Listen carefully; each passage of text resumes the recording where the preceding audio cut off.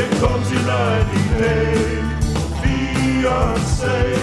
Your 90-day fiancé recap. With Allie and Melissa. Hello, and welcome to Webcrawler's Bimbo News 90-Day Fiancé Recap. I'm Allie Siegel. I am Melissa Stettin. This is a podcast where we'll discuss the latest episodes in the 90-Day Fiancé universe. And right now, we only have two that we're going over. Excuse me. 90-Day Fiancé proper and The Single Life, which is a flop house.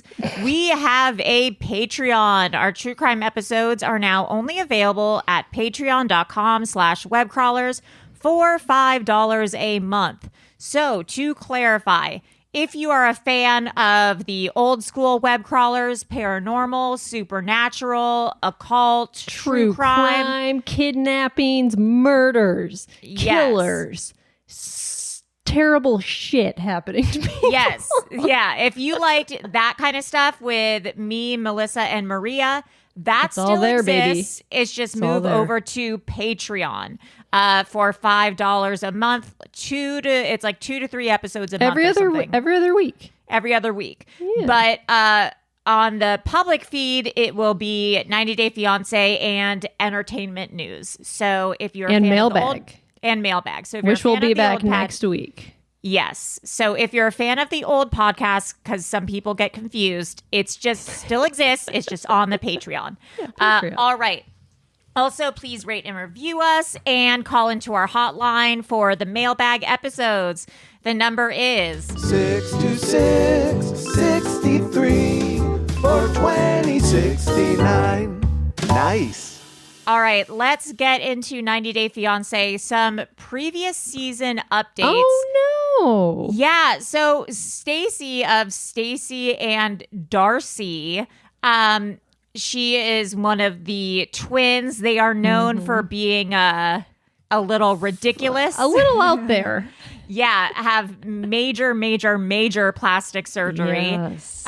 She had to go to the hospital. Oh, Surprisingly, not plastic surgery related. She had to get emergency kidney surgery. Oh no! What happened? She's okay. She's still recovering.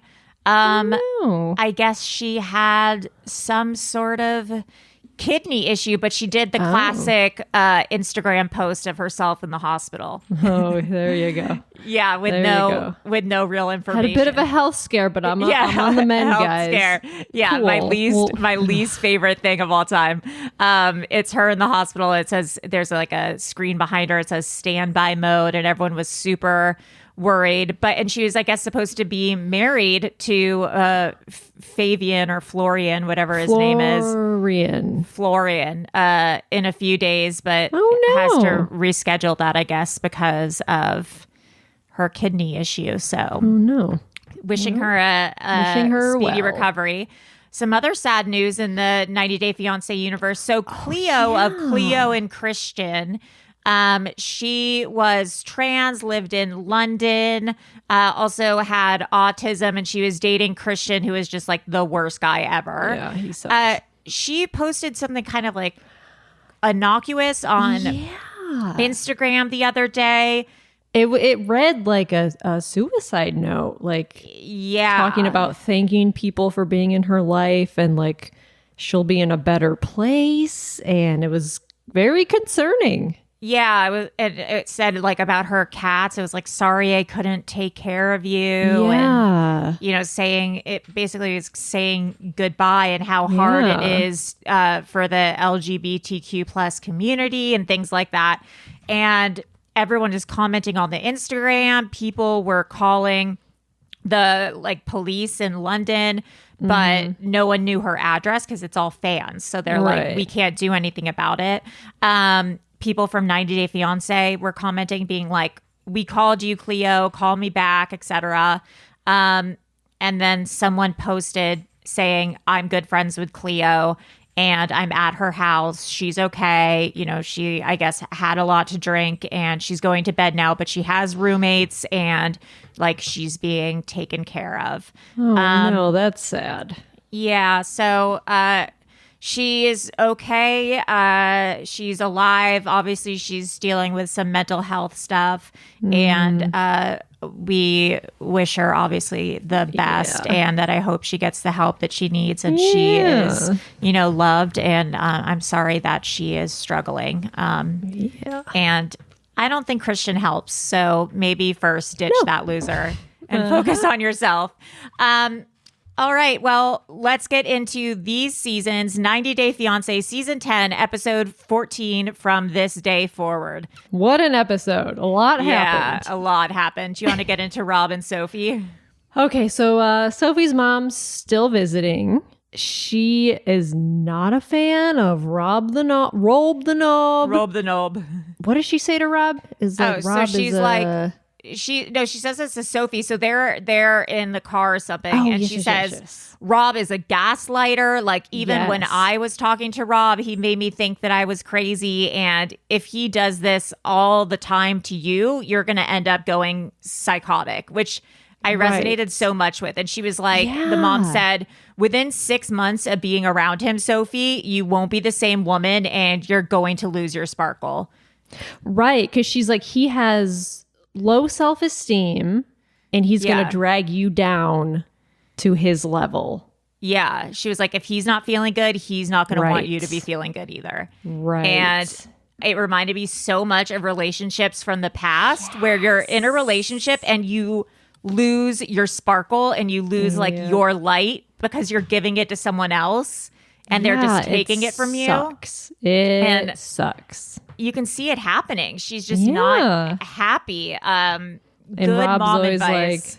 like, why are you complaining? Stop complaining about everything. Everything's fine. And she's like, it's not fine. Nothing's fine. It's like he wants to teach her a lesson. Right. And it reminds me of a previous season where that guy, he was pseudo wealthy or something, but he had a nice house. And when his 90 Day Fiance came over, he pretended he lived in his nickname was Kanye Midwest.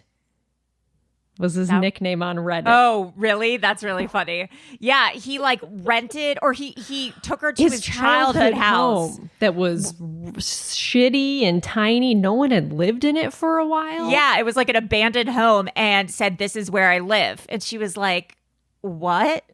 And to test her to see if she really liked him or his money. He like would come over with like expensive luggage and like wearing nice clothes, and she's like, "Wait, is he lying about all of this? What's happening?" Right, it like backfired.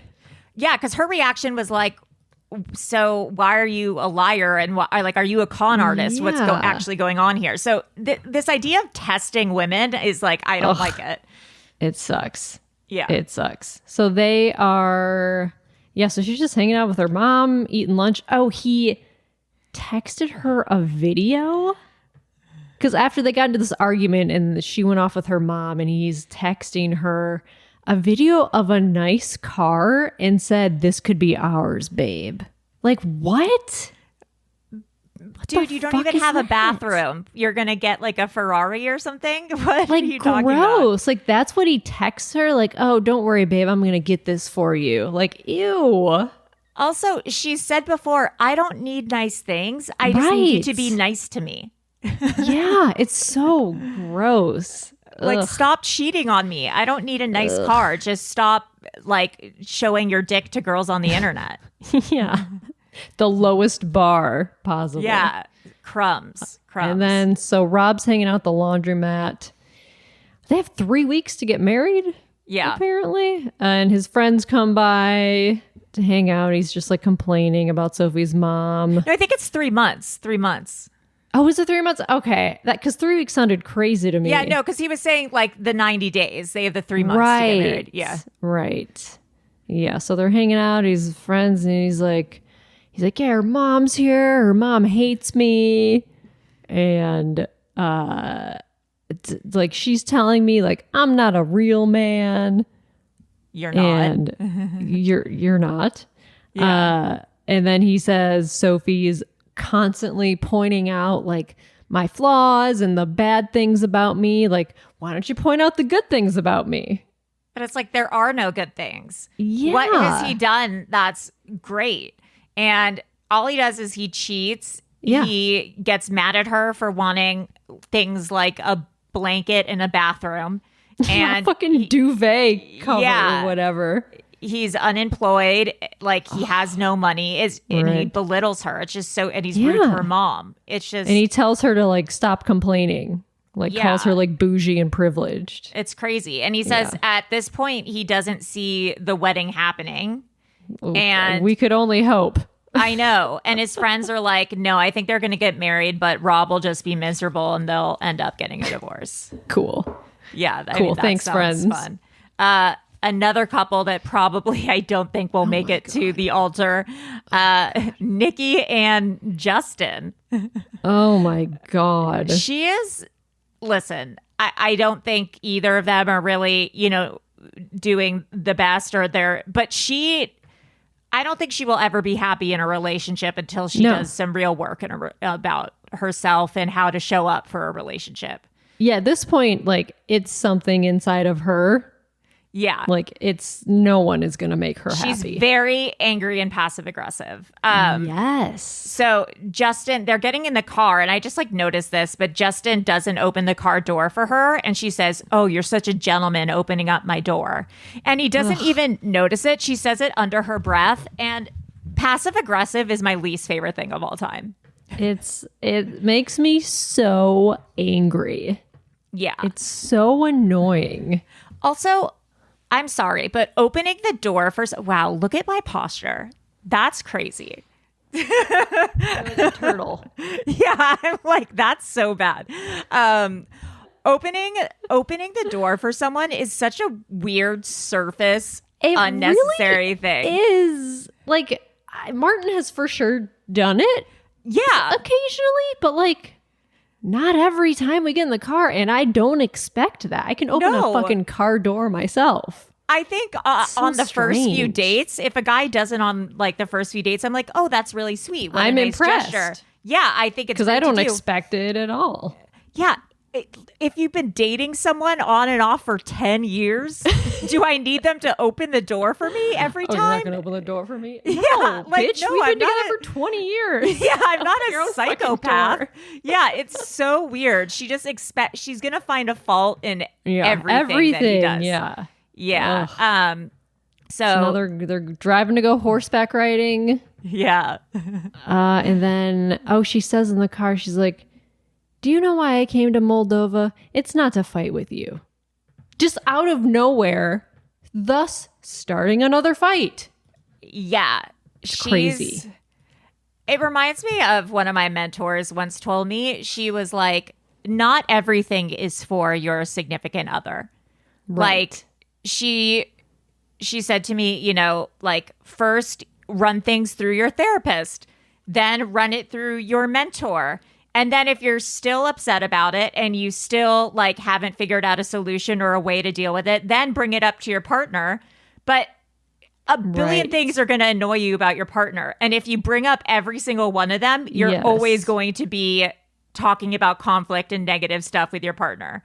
Yeah, you're just going to be pointing out negative things about them all the time. Yeah. So like with your partner, try to focus on the positive. And then when negative comes up, like take it outside the relationship, try to deal with it. And then like try to be solution oriented in your relationship. It's just, I don't know. Not that I do that. Like I'm not perfect at all. But like, listen, I don't do that. But that's advice that I got. Yeah. But she's like, how old is Nikki? She's in her 40s or 50s? Yeah, she's in her 40s. She acts like she's a teenager in a relationship. Yes, 100%. It's very strange. And Justin's like, listen, what have you done to show up for our relationship today? And it was such a good point because I think she's so like, me. What are you doing for me? What am I not getting? And he's like, okay, but how are you showing up? And she's always like, well, I provide for you. Like, I send you money. Like, okay, but that's right. What are you doing like today? How are you being nice to me? Yeah, her response was literally like, in the middle of the night, I put my hand on your back. And he was like, okay, like that's not. Okay, sure. Yeah. So he was talking to his friend Ivan, about like Nikki and stuff. And I've been, this conversation is weird. Like he told him to be the more masculine one in the relationship because that's what Nikki has said to Justin, I guess. Or like he's having a problem with like feeling like he's the masculine one because she's trans. Like that's kind of the ongoing issue, I guess. I don't know if it's because she's trans. I think it's just because she has a really dominant energy. And I know this is like a archaic gender stereotype thing. And I think I've said this before, but I kind of agree. I think there has to be, or listen, maybe you can take the male and female out of it, or the masculine, because it's not male and female, it's masculine, feminine. Right. And that's, I think, is more of an energetic, not a gender thing. Yes. I think that, me personally, I like it when the man is the dominant person. Sure, I like the man to lead. Yeah. And I think that I have a very dominant personality, and I sometimes will yes. As your therapist, yes. Yeah. And I will attract men who are a little more submissive. Interesting. Or who are less dominant, and then I'll get annoyed that they're not as... That's happened to me too in the past, because I feel like I am sort of dominant in a way. Yeah. But like, anytime I've dated someone who is not the dominant one, like it annoys me because like that's not what I like. Yeah. And then I have to realize like, oh, but I'm not really like giving them the space to like take the lead, because I keep like initiating and driving things and like, so I think it's both sides. I see where he's like, okay, maybe I need to shift the dynamic. It's just what you she's for sure like dictating everything that happens in the relationship now. Yeah. But in a way she like doesn't like it. I don't know. Right. Yeah. She's like self-sabotaging. Yeah. Because she's like very controlling, but she also wants to have a masculine partner. And it's hard because she doesn't really let Justin be that. I had a guy say to me once, this is like years ago, it's also really embarrassing, but I would always ask him for a compliment. I would text him and be like, can I have a compliment? And he said, it's really annoying when you keep asking me for compliments because it doesn't give me the time to like give you a compliment or reassurance on my own. Because like you're always asking me for one instead of letting me like give you one without you asking. And so it was like, I think she kind of does the same where she's like, she's always asking for things. So there's not an opportunity for Justin to like give what she wants. Like she's always asking for sex. So there's not a point where it seems like he's initiating it on his own accord. It seems like she's doing it because she's constantly nagging. Yeah. Yeah, I don't know if that makes sense, but yeah. No, it does. Yeah, it does. So, they go horseback riding. They take lessons. They were there like 15 years ago when they first started dating. It's the same place they went to. They showed a photo of them. Yeah, riding horses. Cool. And Igor says, it's the same woman, different horses. Ain't that the truth, sister? Ain't that the truth? And then they like they're having a good time. Yeah. Like they're getting along. And then Nikki is like, well, just something just tells me like he's just my soulmate. And we're like, okay. Oh boy. What are they going to fight about next week? Yeah. Well, another couple that's nonstop fighting and definitely not soulmates, but thinks they are Ashley and Manuel. Yeah, they go to the beautiful Niagara Falls. Where is that? Near New York, I guess? It is in New York. It's like Western New York. Have you been? No, I have not. My parents went there for their honeymoon. Oh, that's so sweet. Yeah, it's a lake. Titicaca? Lake Erie? Lake Titicaca? Is it Lake Erie? Oh, fuck. Is that where they got married on The Office? Lake Ontario. Oh, I think so. Because it's like Pennsylvania, New York, like the northern border in between Canada and United States. Yeah, this is a geography podcast. In case you didn't know. Yes. Manuel is pumped. He's so excited. Like that's the number one place he wanted to visit. Yeah.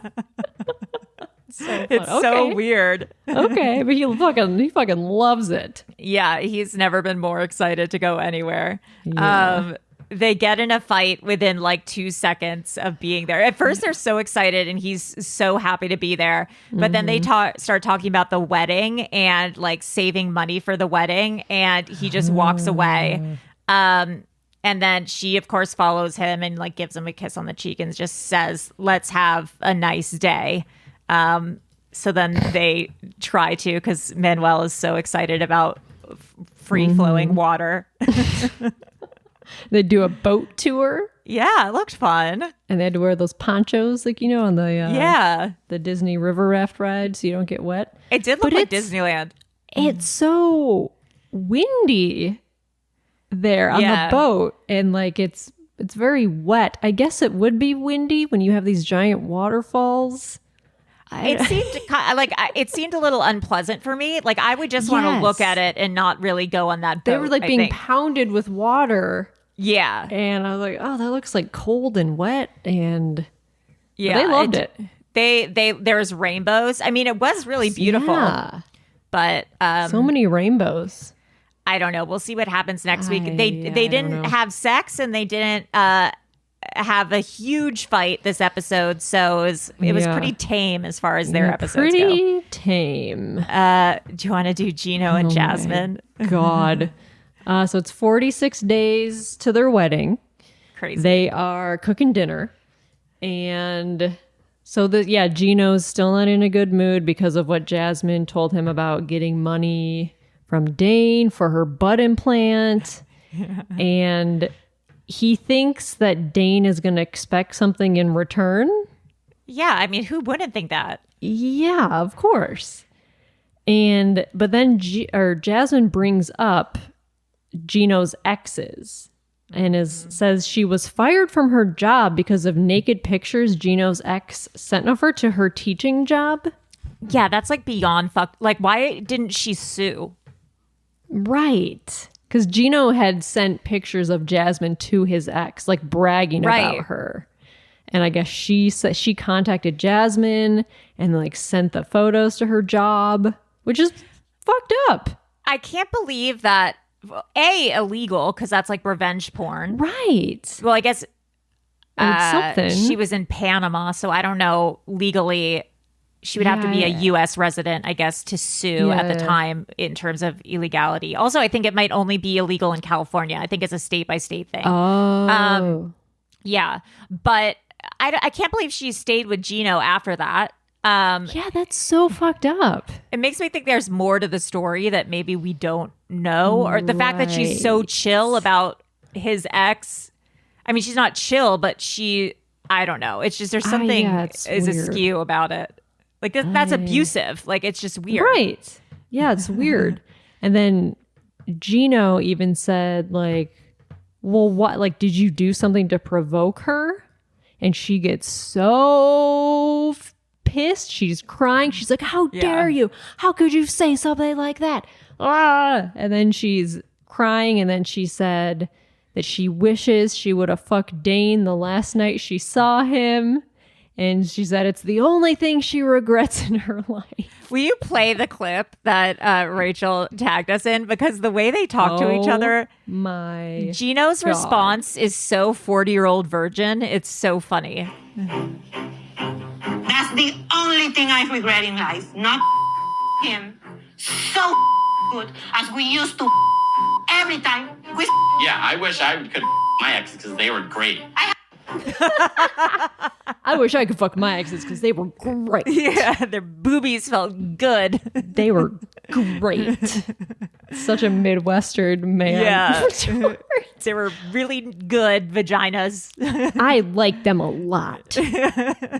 So then, 30 minutes later, Gino says he let Jasmine cool off because he's like, normally, I just let her cool off for a half hour and she's fine. God. And they're in the bathroom sitting and Gino is like, you need to tell Dane that you can't talk to him anymore. Makes sense. And she's like, yep, that makes a lot of sense. Yeah. So she sends him a voice note. Yeah. Like right then she like texts him on like WhatsApp. And she says, hey, Dane, well, good news. I'm going to be getting married soon. Well, you already knew that. I want to say thank you for being such an amazing human being. You're such a good friend. And like look at Gino, and Gino's like rolling his eyes. Yeah. Like she's saying all this nice stuff. Like, you're so amazing. Yeah. And thank you for being in my life. Yeah. She's like, I'm leaving this message to let you know that we won't be able to communicate because I want to make Gino my priority. And then she's like, I mean, he is my priority. Whoops. And she's like, I'm sure you can understand this, blah, blah, blah. Bye. Have a nice life. Yeah. How do you end? Bye. And that's it.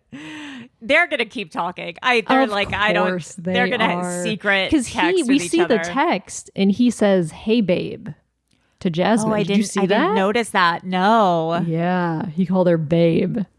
That's no bueno. So yeah. So then they say. So Jasmine's like, okay, not going to talk to him. Our exes are dead to us. They die. And this next part is so gross. Oh my God. This was so like right before it ended, Gino asked Jasmine, like, can you do baby talk? And she's like, no, maybe later. And they walk off. You're like, wait, what? What was that? Yeah, some weird sex shit. Gino's a sex perv. I'm sorry. I've said it talk? once. She's like, no, maybe later. What does that even mean? I guess she like does baby talk to him. Like, is that like voice or is she I guess like so? Dad, wipe my butt, daddy. Like, I don't look like. She's like, yeah, daddy, what do you? Yeah, daddy, oh, dad, you're so hot, daddy. I've been so bad. Oh God, she is. I'm sorry, but I know it's like controversial when people say this, but porn has melted Gino's brain. Yeah. Like, he is one of those people who like can now only get off if he is watching or if he is like watching or enacting something reminiscent of pornography. Yeah. And it's okay. I guess it's not the pornography. It's the misuse of, it's his relationship to pornography. Yes. But yes, it's, yes. yeah. Do you want to do Clayton and oh my God, Anali? So Clayton and his mom, they're at the pet food store picking up guinea pig food. Weird. And they're driving home, and his mom is complaining about Annalie. Says like she leaves dirty dishes everywhere, leaves the lights on before they go to bed, and she's like, I wish she would speak more English and cook American food. Like cheeseburgers. Crazy. Like, what? Like, you should be thankful that she's cooking anything at all for your lazy ass son. And, like, I'm sure it's all delicious Peruvian food that you've never had before. It's so crazy. Yeah, she's like... It's so gross. She's like, Anali doesn't even ask Clayton if he's hungry. She'll just go in the kitchen and, for 2 hours cook chicken. And I'm like, oh my God, she spends 2 hours slaving over a chicken meal. And I'm sure it's so good. Yeah. And she's like, I wish she would just make him a cheeseburger because he likes beef. And I'm like, she's probably cooking these amazing chicken meals that take so much time. And I do think that I can imagine that she's maybe not doing dishes or something. Or leaving lights on. Clayton should do that. Yeah. Oh, I don't think he does anything. He does no cleaning. He does nothing. Yeah, because he lives with mommy, and mommy does everything. And so it's just, I think his mom is like, oh, so Anali is the new mommy. Right. And it's fucking weird. No, it's fucking weird. Like, you do the dishes. Yeah. What are you doing? Right. Sitting in your you're closet? living in a closet for free. Like, go, you do some dishes. stuff. It's fucking freak. So they're packing for their wedding, and he puts his Rubik's Cube in his suitcase. And Annalie's like, what? Like, why are you packing that? Like, it's only bring stuff for the wedding. And he's like, I need it. Nah, I like it. You should take some of the online quizzes that we took. I need it. And then, so Annalie doesn't have anyone to do her makeup or hair for the wedding. That's in a few days. Yeah, it's crazy. And Clayton's like, is like, oh, well, like my sister can find someone, or like she could do it. Like he's just assuming his sister's gonna do literally everything. His sister, she says something so funny that we'll get to in a second. But Clayton is such a fucking loser. Annoyed because she has kids, right? Yeah, I think she like has a life. She's not a life, and she's also not a party planner. It's just it's no. weird. She's been married and divorced 3 times. Right. So he's like, she knows her way around a wedding. And then, so Clayton and his mom are like talking in the living room, and she's like, I hear a lot of Spanish arguments. Like the more escalated, the faster she talks. Like, no, it's just because you don't understand Spanish. It's not because she's like, it's such a weird racist thing to say. Yeah, I was going to say, she wants hamburger. In my house, we only eat hamburgers and speak English. Like, she could learn Spanish? Yeah, she's like a why don't you Trumper. Try? Yeah. And then Clayton's looking for his EpiPens. Yeah, plot twist. What is he allergic to? I wonder... I know he's allergic to guinea pigs, but right. I wonder if he's allergic to like peanuts or something. I don't know. Maybe he's got a peanut. Maybe my man has a peanut allergy. Looking for EpiPens. And then he's bringing his guinea pigs with them to Indiana. They're just going for a few days. Like, why can't the mom? Well, the mom's probably coming to the wedding, right? I get. Well, she didn't drive with them to stay, and I mean, I don't know. She's probably driving with the sister to the wedding, maybe. I guess. And maybe there's not I mean, it's weird, but maybe they couldn't find a guinea pig sitter. But also, he has 0 friends. Right. So we can't find any. He probably doesn't have anyone to ask to watch the guinea pigs. Yeah, that makes sense. It's but crazy. She's like, you're bringing them? Like they're in the backseat of the car. It's fucking bananas. And then they're driving. And he's like, can you check on the guinea pigs? And she's like, okay. So she looks in the back and she's like, yeah, they're still. And he's like, they're still? And she's like, yeah, they're fine. They're being still. So weird. And then, so they get to this rental house in Indiana, has an indoor pool. Sick. That's fancy. Sick. Love an indoor pool. Clayton's sister Brandy comes over. So it's 3 days till the wedding. Yeah. And they haven't planned anything. No, she's like, what do you have so far? And he says, we have plates and some flowers. And she's like, so you're expecting me to do everything then? Yeah. Yeah. And she's like, I did not find an alpaca or a llama. Obviously, you're not going to find one in Indiana. Crazy. And then she asks about an officiant. And they're like, and he says something, well, anybody in Indiana can do it. Is that like a law where you can be like an officiant, I guess? Yeah, he was like, anyone in Indiana can officiate a wedding. So I'm just going to ask someone who's at the wedding to do it last minute. Crazy. Like, as if they'd know how to do it. Like, what would you even say? Is he just going to... That's crazy. That's crazy. I don't... But then his sister's like, okay, well, it's probably going to end up being me. Yeah. And she was like, I'm going to end up faking diarrhea and going home because I don't want to do all this stuff. Yeah. I'm going to hide. I'm not going to do it. Yeah, it's just like, I'm going to fake diarrhea and get out of here because I don't want to do this stuff. And so then Annalise asks about the bachelorette party, and Brandy's like, yeah, I'm just going to like, invite some friends over, get some snacks. We're going to like do a bonfire in the backyard and, watch some movies. And Annalise like, okay. But then she does her little talking head thing, and she's like, I actually am getting strippers and we're not telling Clayton. And she said they strip down to the socks. to the socks. So I think that means exposed dong, maybe. Wow. But we see a clip next week. Oh, I didn't see of that. them on a bus, on a bachorette bus where a stripper comes in.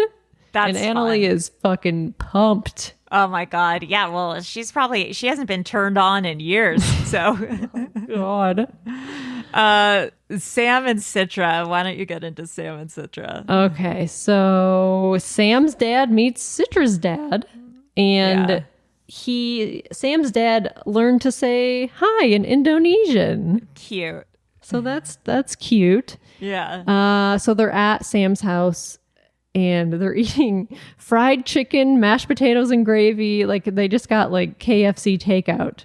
God. Is she a vegetarian? No? No. Okay, good. I don't think so. And then Citra's like, we have more vegetable-based dishes in Indonesia. Yeah. Because I'm sure they're just eating like fried food, bar food, nachos. That's like every person who comes on 90 Day Fiance is like... They're like, where are the vegetables? Yeah, they're like, I'm so constipated and I've gained 30 pounds because I'm just eating fat and carbs and meat. And so Citra's dad asks how Sam's dad feels about them getting married. And his dad says he's very happy for Sam and he has 5 kids and they've all matured. And he's like, well, it took Sam to be 30 years old to like finally mature. I'm sure that makes Sam feel good. Yeah. So mean. Yeah. And so they ask Sam's dad where he's traveled. And he's like, well, I've only been to California because that's where he grew up. And then so Herman asks us if weed is legalized there like it is in California. And he's like, oh no, that legalizing weed, he's so against weed. Yeah. He's a cop. He's a cop, yeah. He's like a drug agent cop, right? Yeah, I think so. Yeah. So he's very anti-weed. It's a felony in Indonesia to possess it. Yeah, he's like a professional narc. Yeah.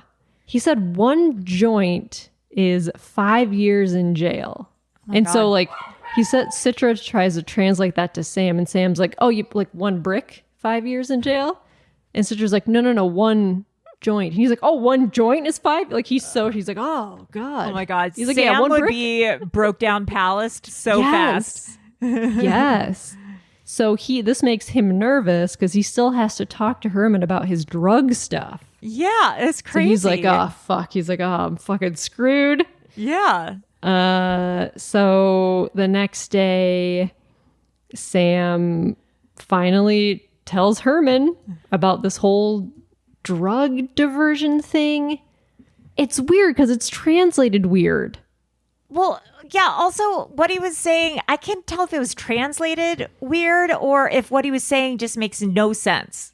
Yeah, it didn't make sense because he said his friend had drugs in a car and he had a prescription that was expired. But then Citra told her dad his name wasn't on the bottle and he said it didn't have a label. Yeah. Something about switching bottles or something. It didn't make sense. This is what I think happened. I think his doctor didn't renew the prescription. So he has been buying it illegally and putting it in the old bottle. Oh. Is what putting it in like the old prescription bottle. And I think they're like, you've run out of this. How do you still have some? Show us the new prescription or something. Right. And he's like, I don't have one. It was expired on the bottle, but there were pills in there. Yeah. So I think that he no longer had a prescription, was buying them illegally and putting them in the bottle. Right. That makes sense. That's what my addict head tells me that he was probably But doing. that police report says his friend, or there was cocaine found in the car. Yeah. They were also doing some blow. Yeah. Yeah. Yeah. And then Herman says, you know what I do for a living, right? It's psychotic. You know what I do, right? And so Sam says he didn't get the paperwork filed in time for this diversion program, so he might go to jail. And Herman's like, I'm not afraid to call off this wedding if Sam goes to jail. He's like, I'm going to take my daughter back to Indonesia. And he says, if you ever do illegal drugs, I will never let you marry my daughter. Like, he will kill him. Yeah. He'll break his legs. He'll kill him. Yeah. And then Sam's like, the only thing I'm addicted to is marrying your daughter. Oh, that's funny. I don't understand how he's even I would just say, we're going home right now. This is ridiculous. I can't believe if your dad's a cop and like you're marrying a guy who was just arrested for drugs, like there's no fucking way. Yeah, it's bad. It's bad news. Anyways, let's get into the single life, the stupidest show on earth. It's been good in the past, and there's just no one alluring on this season. It's like hard to get through it. First, there's John. John is the brother of a former 90 Day Fiance person, Thais and someone who are still married, and they just had a baby, so that's exciting. Oh, yeah. So John is going to visit his girlfriend of 6 months, Megan. They've only met once before. Right. And they're exclusive now. She lives in like Texas, San Antonio, and he's in Vegas, so he's flying. He forgets all of his toiletries and clothing bag, and he only brings a bag with like sex toys in it. He's like, he gets off the plane. He's like, I forgot to pack like all my stuff. I only have like the vibrators. And he has like the thickest Boston accent too. He's just like a goof. He's like alcoholic, drug addict goof. So he meets up with Megan at his hotel, and they're going to have a fun day out. But then he's like, let's go to the room instead. So that they end up like having sex and using the vibrators, and he's showing her all the vibrators, and it's just like gross. So then I guess they go to dinner the next day, and Megan brings up marriage at dinner, which is psychotic. She says, I know that we haven't talked about this before, but, when are we going to like get engaged or get married? And this is the second time they've ever met. People are crazy. Yeah. And they've been dating for 6 months. And God. He's like, we need to live together first. We don't even live in the same state. And we don't know each other yet. You're being bonkers. And why she would want to marry this guy. He doesn't have a job. He lives with his brothers. He doesn't even know how to pack a bag for a trip. Like, crazy. She wants to be on TV. She wants to be on TV. Yes. So yeah, and she slid into his DMs is how they met. And he was the least alluring person on television. So it's that's a good point. So Megan asks if there's anything crazy about him that she needs to know. And John says, I fucked a pumpkin once. And she's like, yeah. And she's like, what? What are you talking about? And he's like, yeah, everyone's done something like that. Like, yeah, I fucked a pumpkin. She's like, are you being serious? Like, that's really weird. Like, why would you tell me that? And then he says, oh, no, I'm just kidding. It's just like a saying that we have. And who has? Yeah, I'm like, okay, that's not a saying. You have fucked a pumpkin once? Yeah, I'm like, you full on have had sex with a pumpkin. Oh, yeah. And you were telling her that, and then you didn't like her reaction. So now you're saying it's a joke or that it's like a saying. That is not a saying. That is no, it's not a saying. A saying. No, he's like drilled a hole in a pumpkin and had sex with it. Oh, no. Yeah. And why would you tell someone that? Why would you say that on TV? And then when her reaction is weird, he's like, no, I'm just kidding. That's just like a saying. Oh, I was just kidding. Yeah, he's just so weird. And anyways, it ends on that. So I'm like, okay, cool. More trash from John. Then we're with Veronica, who's Tim's ex. Right. And she's dating Kimberly's son, Jamal. Kimberly. Soldier Boy's ex. Yeah, who was dating Soldier Boy. They met at the reunion, I believe. Right, they did. Yeah, because Veronica was at a reunion and Kimberly's son was at the reunion like a few seasons ago. Yeah. Jamal hates Tim, thinks he's a buzzkill, thinks it's weird that Veronica and Tim are best friends because they're exes. Veronica is going to introduce Jamal to Jamal is introducing Veronica and Tim to his friends. And so they're really nervous about that because Tim does not get along with Jamal. Veronica has a daughter, Chloe, who's 16 years old, and Chloe comes home, and Jamal and Chloe are vibing so much more than Veronica and Jamal. Not in a sexual way, but like closer in age. They're closer in age. Because there's a 10-year difference between Jamal and Veronica. Jamal's like in his early 20s, mid 20s. Yeah, there's probably a 10-year difference between Chloe and Jamal too. They're both Gen Z. Totally. So they're talking about different memes, and they're doing like the "What are those? What are those?" That's thing a meme together. from like 6 years ago. I know. I'm like, that's very outdated. And Veronica doesn't know what they're talking about, and she's like left out in a conversation between her boyfriend and her daughter. It's really embarrassing. So then they go on one of those weird trolley car things where you can drink on them. Do you know what I'm talking about? Yes. They're like cars that are also bars. I don't understand them. Cars that are bars. Yeah, bar cars. And they're driving around town with Jamal's friends and Veronica. And Jamal's friends are like, it's really weird that you're friends with your ex. And then they go to a bar that night to meet up with Tim. And a fight ensues that I think we'll see next week. Cool. So who cares? Then we're with Chantal of Pedro and Chantal in Greece with her squad. She drives 4 hours to meet up with a professional football player named Giannis. What? Yeah, she had met this guy in Greece, and he lives 4 hours away from their hotel. So she wants an adventure, and she makes her whole group of friends drive 4 hours to like meet him for drinks. Yeah. They're all like, we wanted to meet someone like at the hotel, not 4 hours away. So she drives to meet him, and they're talking, and they have one of the worst conversations I've ever heard in my life because she's a dum-dum. She's like, she's like, do you know about Sparta? I love Spartans. And he's like, what are you talking about? She's like, have you seen the movie 300? And he's like, this is crazy. And then she says that she gets Rome and Greece confused a lot. It's just their whole conversation is stupid. Then he says he's really close with his family, and Chantal is like, that's unfortunate. My ex was really close with his family, and there was a lot of drama. So my ideal man is an orphan. And he's like, okay. Oh, that's insane. Yeah. He's like, what? So I don't know. Everyone's so damaged on this season that I think it makes it like not fun.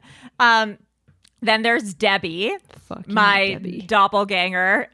She's like 57 or no, she's 67.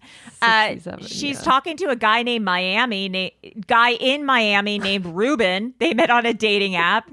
He wants her to visit. He has a goatee. He says that life is too short to be boring. He says, we got Sugar Hill Debbie Licious and Ruben the Groovin' Cuban.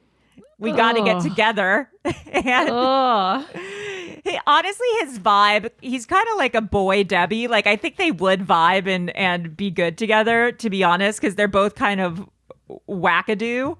I mean, she dresses like in drag and wants to open a craft store alpaca farm. Yes, she does. He is like an old Cuban man with a goatee who just wants to take her around and tango. Like soulmates. Yeah, so maybe it will work. It shows her next week that she tells her son she's going to go to Miami to visit him. And her son, who's a cop, is like, I'm going to go with you. I'll stay at a different hotel, but I won't go on your date, but I'm going with you in case this guy is weird. And she's like, okay, fine, whatever. And she buys condoms. No, Debbie, you're 67. Yeah.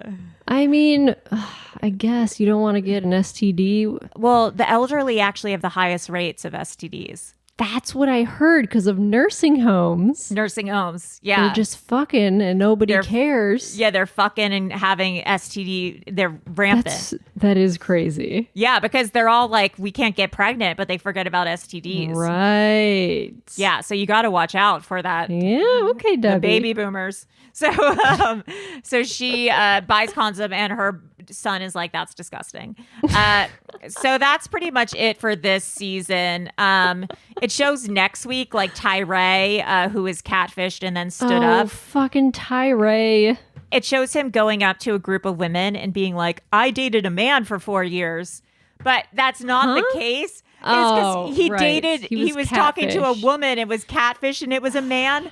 But he leads with like, I dated a man for 4 years. And these women are like, what? He's like, I'm part of the LGBTQ community now. Yeah. And I didn't even know it. Confusing everyone and like trauma dumping and like this poor guy. Anyways, that's it for 90 Day Fiance. If you guys have any insider information or want to comment, email, call in. And if you want access to our true crime episodes with Maria, please join our Patreon. I'm Allie Siegel. I'm Melissa Stettin. And that's all, folks. Bye. Bye. Oh, it's another 90-day fiance, baby. Oh, it's another 90-day fiance recap. Powered by Acast.